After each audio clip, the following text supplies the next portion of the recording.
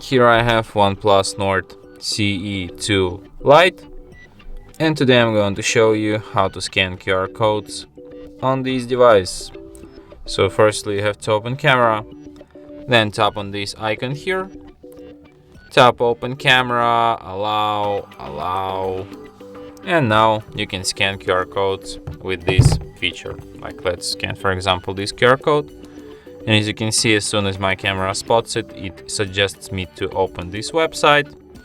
So you just tap, go to the website, and you can see the page which is being encoded to this QR code. So yeah, and that's it. Thanks for watching. If you find this tutorial useful, don't forget to hit that like button and subscribe to our channel.